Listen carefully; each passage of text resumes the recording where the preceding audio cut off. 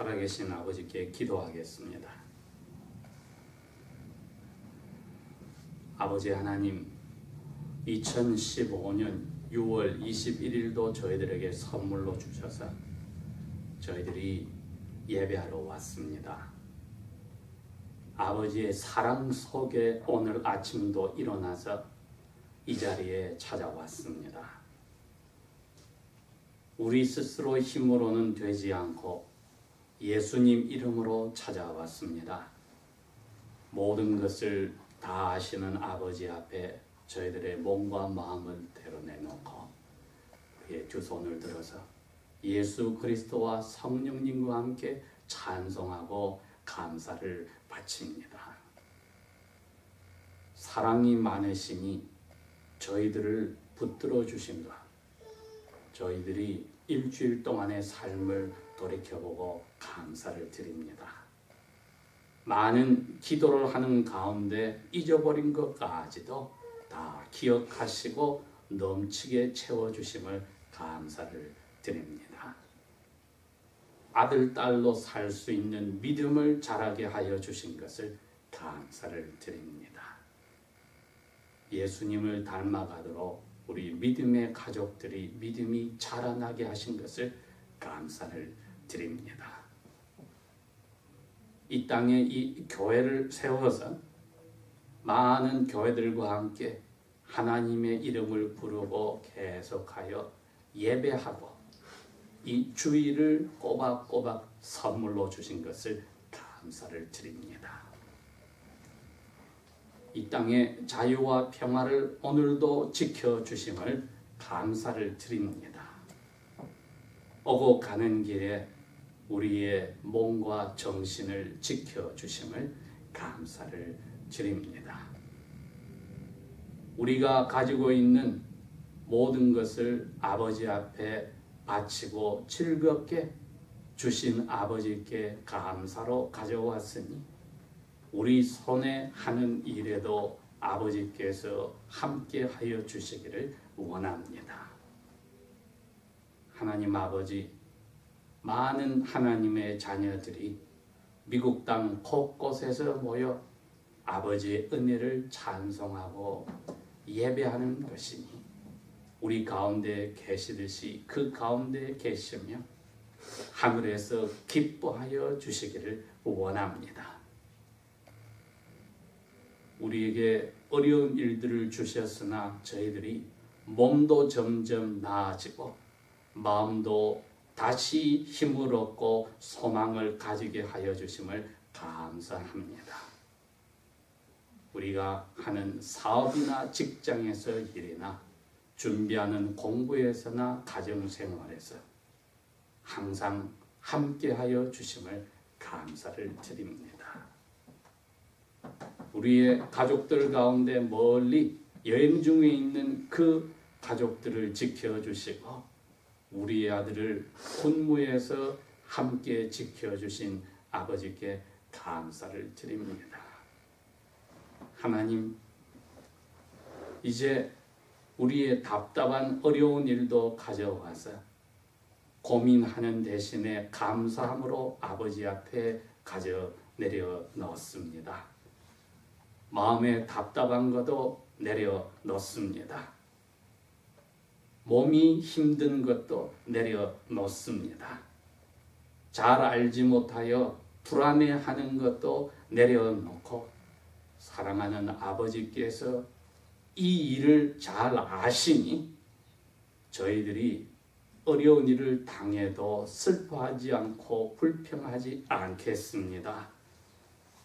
죄와 싸워 이길 수 있는 힘도 주시는 아버지시니 우리의 어려움 속에서도 모든 것을 합력하여 선을 이루실 줄 알고 감사를 드립니다.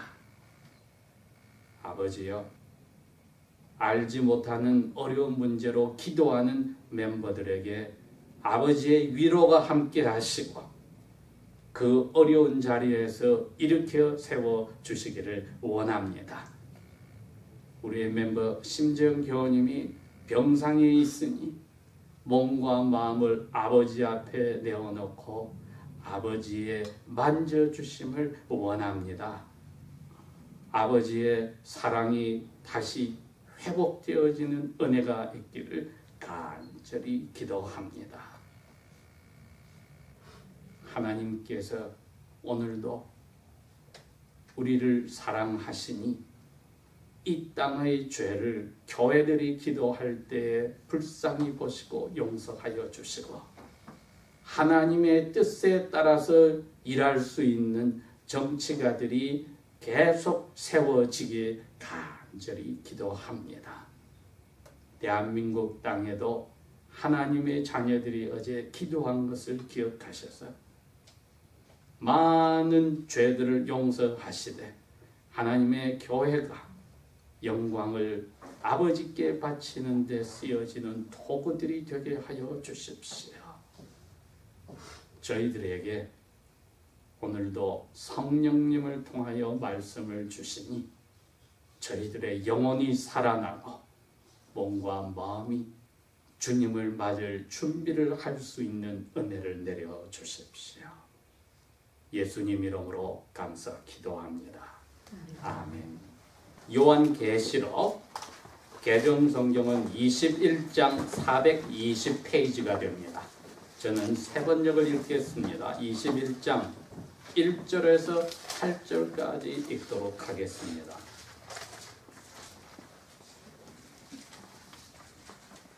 (1절) 말씀. 또 내가 새 하늘과 새 땅을 보았는데 이는 처음 하늘과 처음 땅이 사라졌고 바다도 더 이상 있지 아니하기 때문이라. 나 요한이 보니 거룩한 성 새 예루살렘이 하늘에서 하나님으로부터 내려오는데 그 준비한 것이 한 신부가 그녀의 남편을 위하여 꾸민 것 같더라.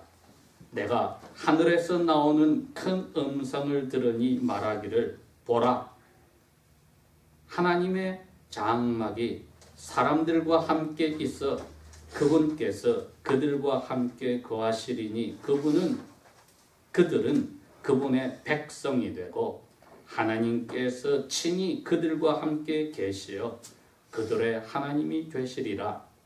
하나님께서 그들의 눈으로부터 모든 눈물을 닦아주시매 다시는 죽음이나 슬픔이나 울부짖음이 없고 고통도 다시는 없으리니 이는 이전의 것들이 지나가 버렸기 때문이라. 보좌 위에 앉으신 그분께서 말씀하시기를 보라, 내가 모든 것들을 새롭게 하노라 하시고 내게 말씀하시기를 기록하라. 이 말씀들은 참되고 신실하기 때문이라 하시며 또 그분께서 내게 말씀하시기를 다 이루었도다. 나는 알파와 오메가요 시작과 끝이라. 내가 목마른 자에게는 생명수의 샘에서 값없이 주리라. 이기는 자는 모든 것들을 상속받으리니 나는 그의 하나님이 되겠고 그는 나의 아들이 되리라. 그러나 두려워하는 자들과 믿지 아니하는 자들과 가증한 자들과 살인자들과 음행을 임산는 자들과 마술사들과 우상 숭배자들과 모든 거짓말하는 자들은 불과 유황이 타는 호수에 참여하리니 이것이 둘째 사망이니라 하시니라. 아멘.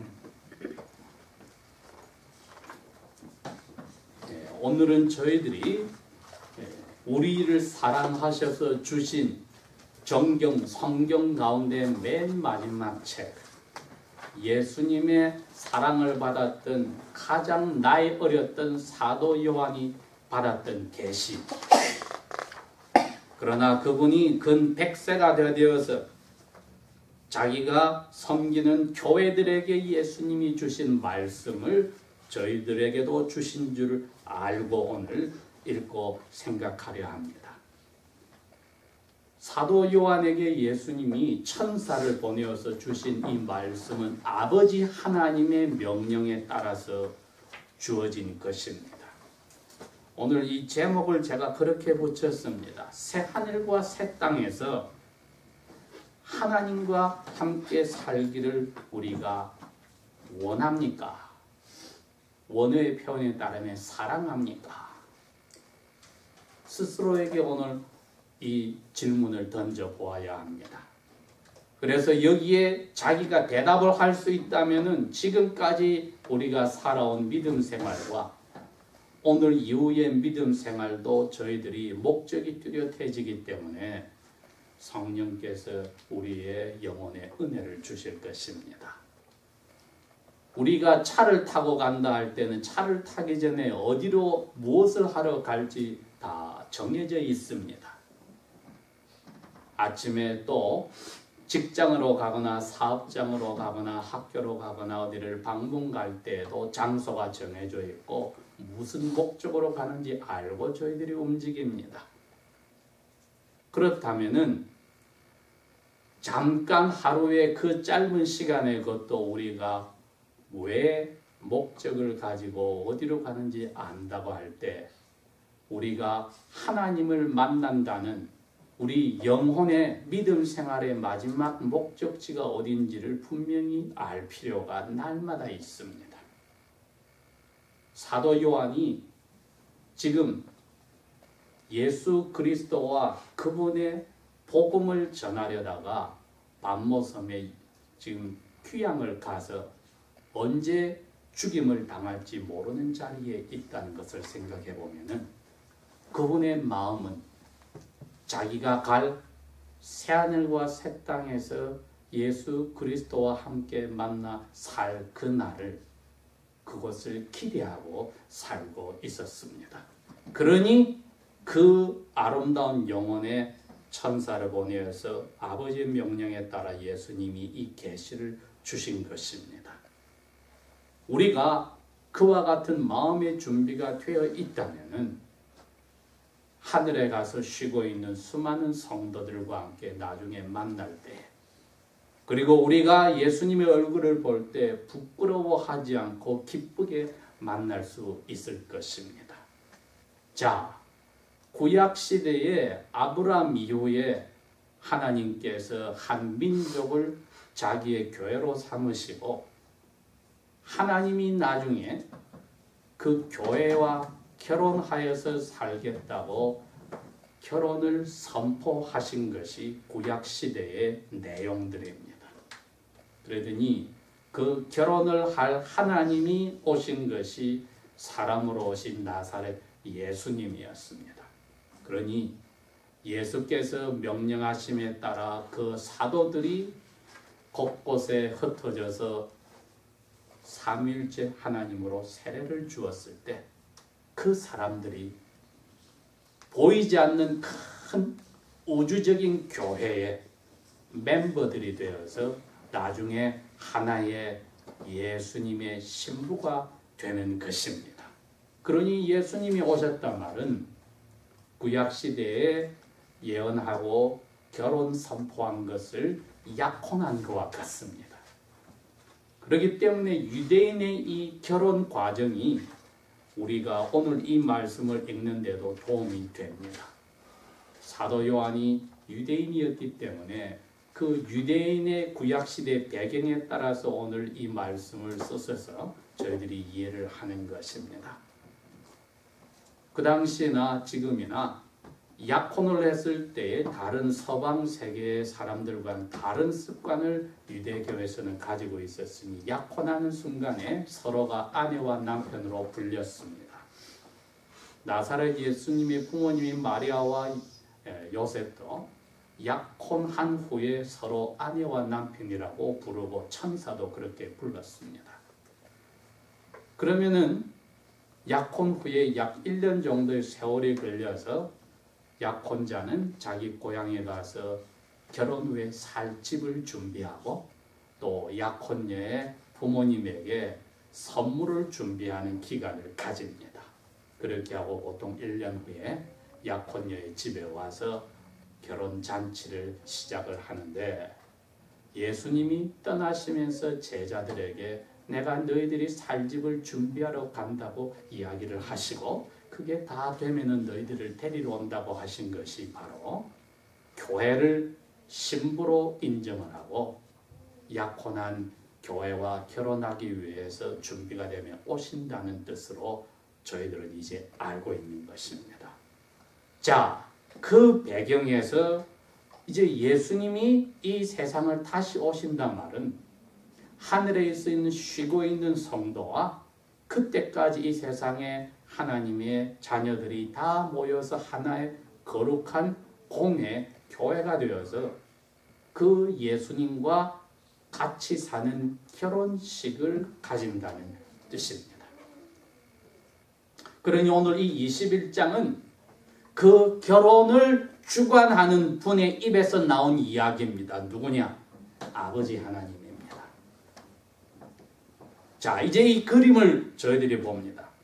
에덴 동산에서 아담과 그의 아내를 만들어서 신혼집으로 에덴 동산을 주시고 결혼을 시킨 아버지였는데 사탄에 의해서 그 신혼 가정이 깨어졌고 에덴 동산은 사람들을 쫓아내고 문을 닫아버렸습니다.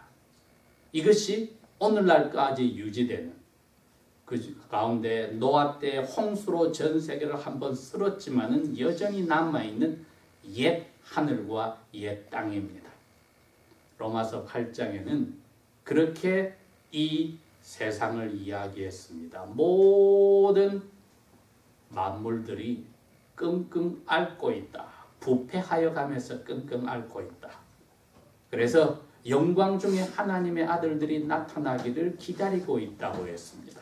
옛 하늘과 옛 땅은 우리가 보기에는 아름다운 것 같지만은 아담 때문에 하나님이 주신 저주 아래에서 끙끙 앓고 썩어져 가고 있습니다.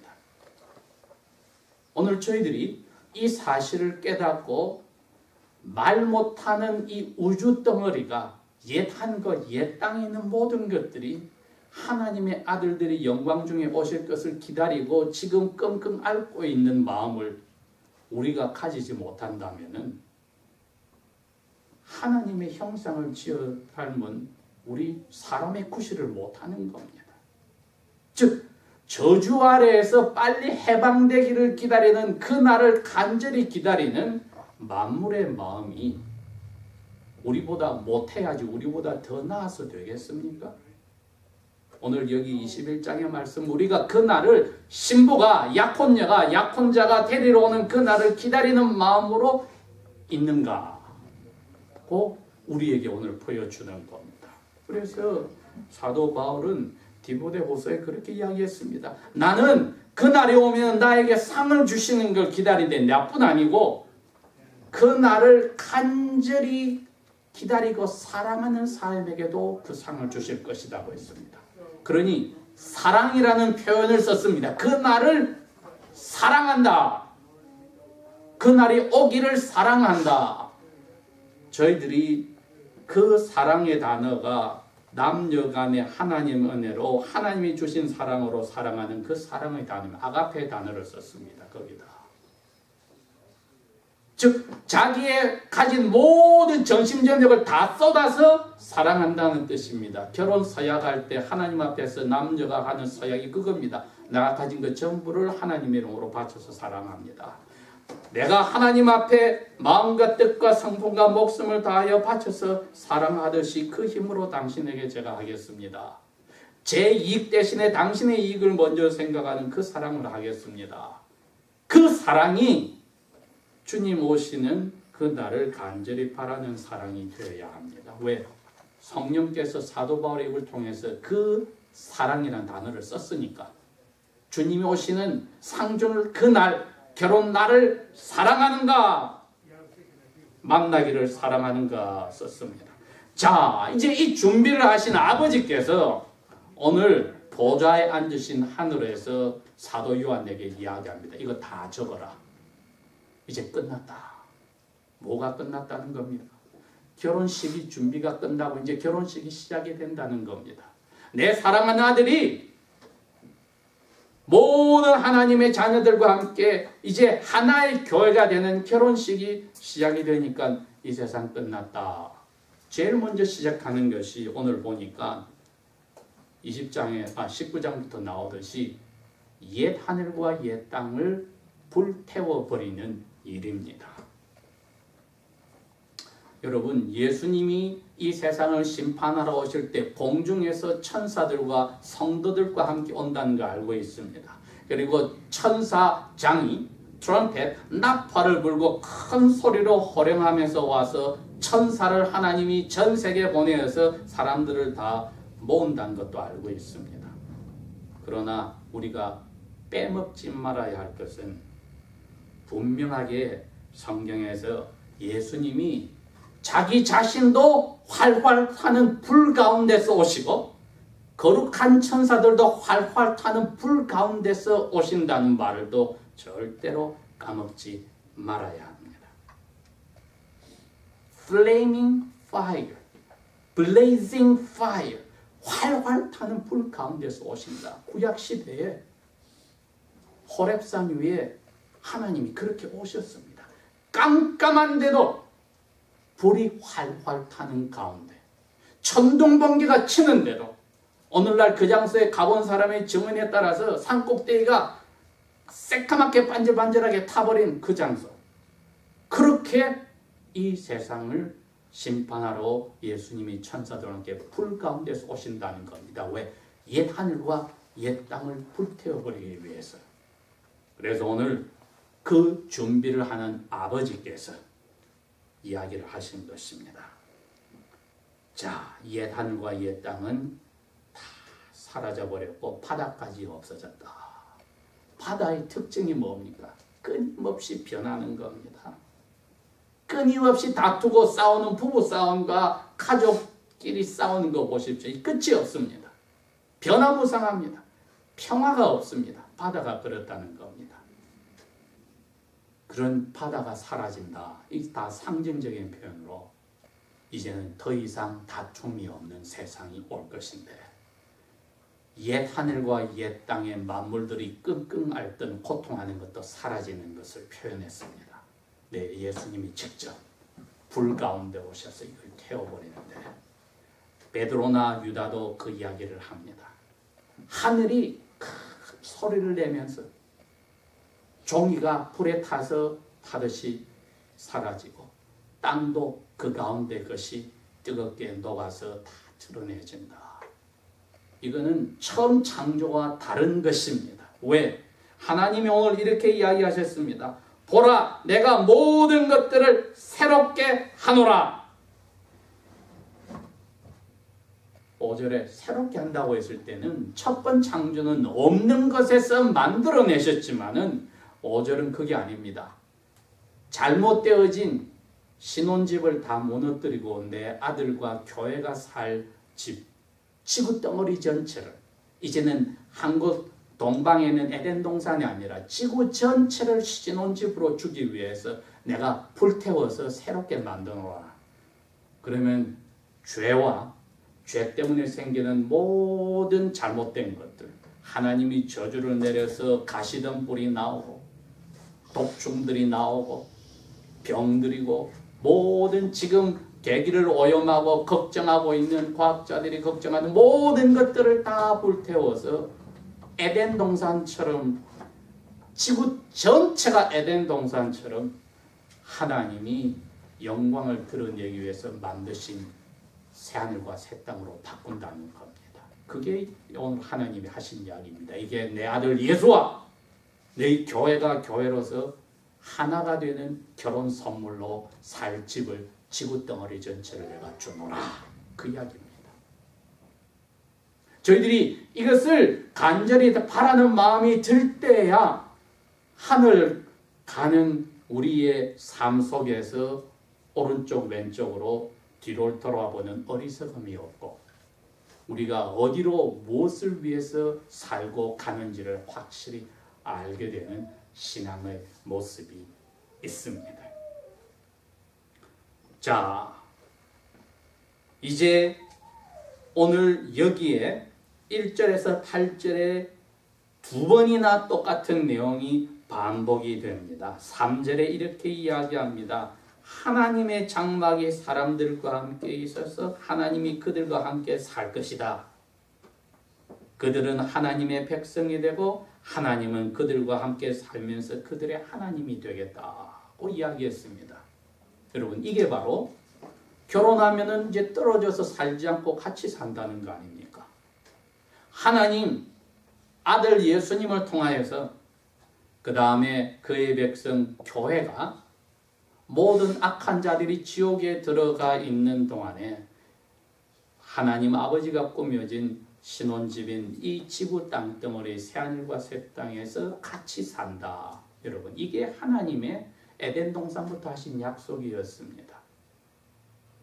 만약에 아담이 죄를 짓지 않았더라면 전 세계가 에덴 동산처럼 아름답게 되고 하나님이 정해놓으신 숫자의 인구가 되어졌으면 영원히 죽지 않고 하나님과 평화롭게 죄와 비참이 없는 땅에서 사는 새하늘과 새 땅 같은 모습이 되었을 것입니다.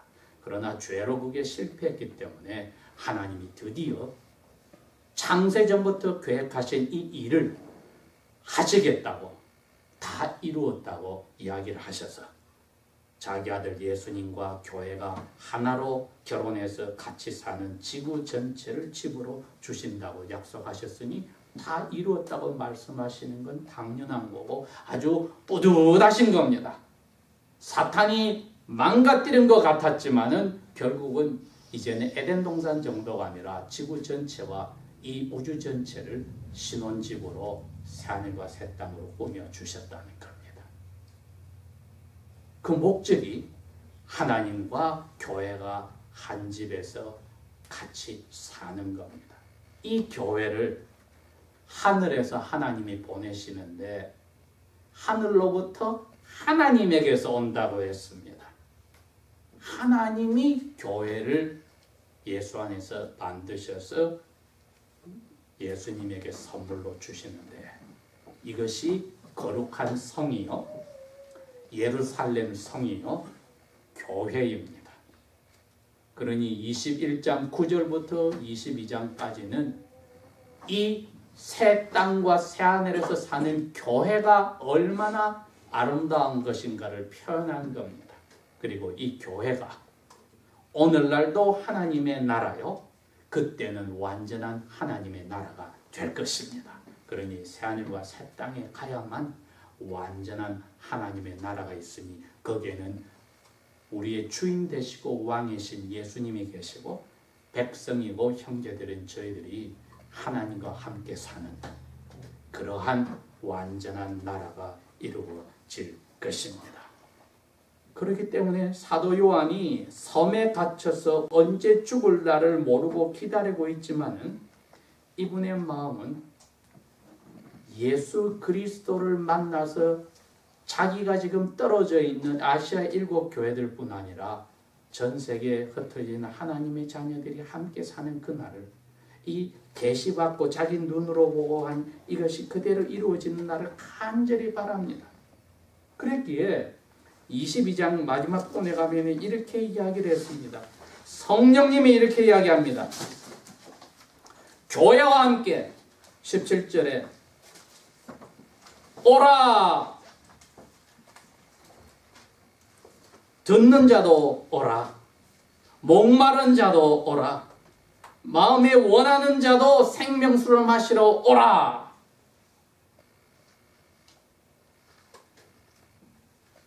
결혼잔치에 너 신부로서 준비됐으면 와라. 아직까지 신부의 그 큰 교회 그림에 우리 각 지역 교회들이 있는데 거기에 한 사람마다 태어나고 어른이 되어서 세례를 받고 유아 세례를 받고 자꾸 하나씩 머리카락이 될 수 있고 손톱이 될 수 있고 발가락이 자꾸 만들어져 나가는 겁니다. 하나의 신부가 되어진 이 모습이니 너 거기에 연합해서 그 예수님을 만나서 산과 새 땅을 만나 잃어버린 에덴 동산을 갖다 댈 것도 없는 그 아름다운 하나님 나라에서 살기를 원한다면 오라. 이것이 목마름입니다. 이것이 굶주림입니다. 이 마음이 우리에게 오늘 있는가? 오늘 질문을 던집니다. 내가 지난 일주일의 삶을 볼 때, 예수 믿고 나서 오늘까지 삶을 볼 때 아둥바둥 하였던 것들이 이 새하늘과 새 땅에서 사는 것과 비교해서는 비교가 안 되는데, 내가 이제 어디다가 초점을 두고 나의 삶이, 사랑이 전부 다 거기에 들어가야 되겠는가? 그러기에 하나님께서 오늘 내 말은 신실하고 참되니까 적으라고 하시고, 누가 거기에 갈 수 없는지, 지금 유황불이 타는 소돔과 고모라와 그 옆에 세 도시에 하나님이 본보기로 보여줬던 지옥의 유황의 불이 떨어져서 오늘날도 죽음의 바다로 흔적에 남아있는 그와 같은 표시인 유황불의 호수에 지금 누가 있는지를 알고 너희가 신부의 모습을 단장하는 거룩한 행실을 하고 준비를 할 거냐고 묻는 것입니다. 19장에 신부가 준비가 다 되었다고 7절에 이야기를 하셨는데, 거기에 신부가 남편을 위해서, 교회 멤버들이 남편을 위해서 아름다운 세마포 옷을 준비했다고 했습니다. 그리고 거기다 설명이 되어 있습니다. 그 흰 세마포 옷은 거룩한 행실이니라, 이렇게 써졌습니다. 우리가 그리스도인으로 이 거룩한 행실에 날마다의 삶의 언행심사에 준비가 없다면 신부의 자리로 들어가지 못하고 유황불 속에서 밤낮으로 고통한다는 것을 절대로 저희들이 잊지 말아야 합니다. 한번 구원받으면 영원히 구원받았다는 것은 구원받은 거룩한 행실의 삶이 나온 사람에게만 적용됩니다.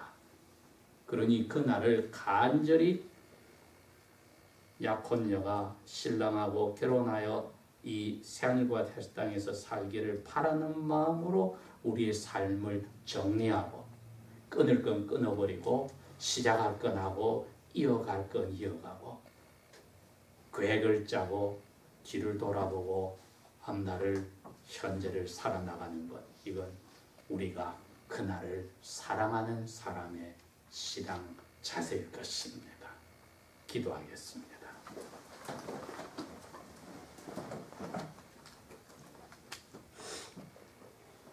아버지 하나님, 아들을 위하여서 새하늘과 새 땅을 만드시고 아들이 목숨 바쳐 만든 이 교회를 아들에게 선물로 주시고 같이 살게 하신다고 약속하셨으니 감사합니다.